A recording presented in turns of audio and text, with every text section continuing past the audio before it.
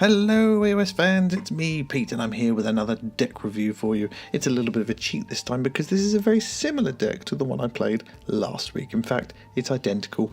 Robin and I had such a good game last week with Averon and the Eyes of the Nine that we decided we wanted to have another game because we figured, would the Eyes of the Nine trick hold up if your opponent knows what's coming, which is quite often the case when you play a best of 3 in tournaments. So we figured, how does it fare? So I've got the same deck and I've got some different tactics this time.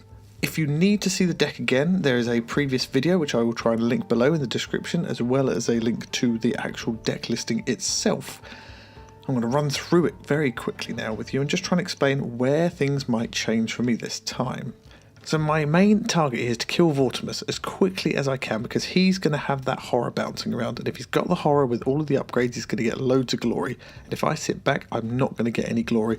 So last game I played very defensive. This time round I'm going to be very offensive. Now I'm not sure I've quite got the cards for this, but you will have to see how it plays out. I want to kill Vortimus early as quickly as possible, and then after that I'm just going to go after anyone I can and try and kill as many of them as humanly possible. If the horror does appear at some point, once I've killed Vortimus, that one's next on my list. So let's roll through my cards. I'll start with the objectives. I'm not going to go through every single card this time, but I'm going to try and highlight cards that I either won't be even trying to score this time, or cards that maybe I think might help me at all. So of my cards, I've got Alone in the Darkness, I might still score that one, and I've got Change of Tactics, I might still score that one as well, go on guard and then charge somebody. I've then also got Defensive Strike, probably won't score that one because I don't think Robin's coming into my half unless he tries running away from me. Escalation, that's doable, 3 upgrades should be something I can work on. And No Remorse, which is kill somebody with a damage characteristic greater than their wounds. I should be able to get that one as well. Some of his guys are quite squishy and small and I can do a lot of damage. Skirting Danger, that's not one I don't think we're going to score this time round. I had to have 3 people on edge hexes, or at least 2 if I thought one of my guys is dead. It might be doable, but I'm not holding out much hope. I think at Harness a Storm, score immediately when I cast a spell, that will be handy to get some mid-turn glory. And Heavily Armed, which is arm each of my guys with at least 1 upgrade, I think I could possibly pull that off as well. Magical Supremacy, which is score if I do 2 spells, again I should be able to do that, and I have got a few offensive spells so hopefully that will be doable. Measured Strike, which is kill somebody with exactly enough damage to take them out, that's another mid-turn glory which will be handy for me and I do hope to score that. And Fired Up, which again is something else I do hope to be able to score. The last one on my list is Keep Them Guessing. I'm not so sure about this one, I may have to forego, if I do get it, if I can get some charges in, multiple charges to kill off Vortimus, and possibly the horror will be my number 1 aim in this game, but if I can get this early doors, might still help me. So there's the objectives and of my gambits, the ones I've got which I do think will still be helpful. I've got Great Concussion, hopefully that'll help me push the guys closer together, or if Robin's hiding near the back of his board it'll help shunt all of mine forwards. Hidden Paths, now this is my ace. If I can get this card out, I can go after Vortimus very early without Robin being able to stop me, and if I'm lucky, if I'm really lucky, I might be able to get in a couple of attacks with somebody. I might be able to move right next to him and do a normal attack, and then I might be able to charge him if I don't quite take him out the first time. I've also got my turn, which is if Robin does start to get offensive and hit me, I can use this if he doesn't kill me to move that fighter 1 and then hit back. I also have Quick Thinker. Hopefully if Robin does start to try and charge me, I can use this to move one of my guys around, out of the way, avoid the charge, or maybe move closer. Twist the Knife, again this is my other card that I could do with along with Hidden Paths. +1 damage. If I have a successful attack, that will be very handy to try and take out Vortimus. Empathic Conduction, probably not going to be so useful.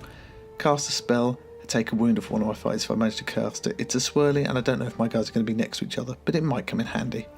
I then got Gather the Storm, which is an innate lightning which will help me auto-inspire somebody. I then got Lightning Assault, this one will also be handy if I try and get that attack in on Vortimus and fail it. And I've got Storm Stroke, which is +1 damage to my next attack in the next activation, also both very handy. I've then got Storm Ward, which is hopefully on a swirly I can dispel one of Robin's spells, stop it from casting. That could be very useful to stop him from inspiring Kacharek and stopping Vortimus getting one of his spells off. And the last one's Determined Effort, which is +1 dice for the first attack in the next activation. I've got a lot of cards there which could be very handy for me to try and take out Vortimus in my ploys, my gambits. So hopefully I can still pull off my Assassinate Vortimus task and then go after the horror afterwards. Of my upgrades, I've got Army of 1, could still come in handy if I'm down to 1 fighter, it depends on how offensive Robin gets. Awakened Weapon, that'll be handy for taking that attack against Vortimus and hopefully guaranteeing me a hit. Great Strength, +1 damage, nothing to sniff at there, definitely worthwhile. And Tethered Spirit. If I get one of my guys deep into Robin's territory and I manage to take out Vortimus, or he manages to teleport Vortimus away from me, then hopefully if they then attacks my guy and kills him, Tethered Spirit will help me teleport him back. Corpusant Staff, cast a spell, choose a friendly fighter, it's going to be him, and give +1 range to his attack. Could be very handy on his ranged attack if the Horror or Vortimus are running away and I just need to get that range on them. Eye of the Storm and Innate Lightning, handy for getting someone auto-inspired, but otherwise a bit meh.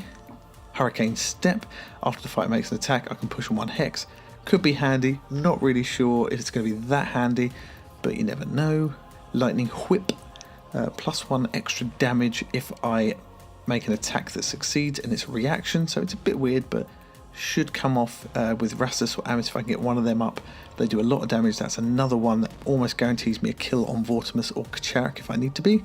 Stunning Blow is next. Now this card's not as good as I thought it was when I took it. After you make an attack action that targets this fighter, the one who has the upgrade, and fails, you roll a defense dice on the shield or a crit, you place a charged token next to them. Not as handy as I thought, and possibly less so given that Robin's probably not going to be charging me that much, or just attacking me, but you never know, maybe it'll be useful. Tempest's Might, +1 damage to all spell attacks, very handy on Averon.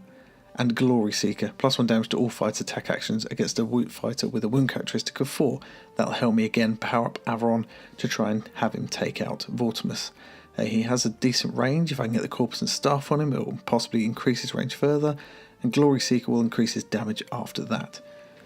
So those are my tactics. Now who am I going to send up the field to try and take out Vortimus? Well, if I can get Hidden Paths out, I will probably teleport Emis Dawnguard across the field to go and take out Vortimus early, because she does do a fair amount of damage. Vortimus only rolls dodges, so there's no point in sending Rastus because Rastus has Cleave. Emis also has Knockback, which means it could be handy to use her to push Vortimus in my direction. My plans are simple. I want to take out Vortimus, I want to take him out early, and if the Horror is bouncing around by that point, I want to take out the Horror straight afterwards. If Robin starts loading up all of his keys or anything like that on one particular person, they will become my second target. But Vortimus is first because he can keep summoning that blue Horror, and I don't like it. How I'm going to place the boards, I'm thinking I'll probably just place them square on. I can place all my guys up front, in the middle, and just go for a maximum offensiveness. Robin has the ability to teleport around the board with a few of his cards, so I don't want to risk offsetting the board or playing long ways and have Robin jump to the other side of the board. So those are my plans, that's my tactics, you know the cards. We shall see how it plays out in the Mirrored City. Bye!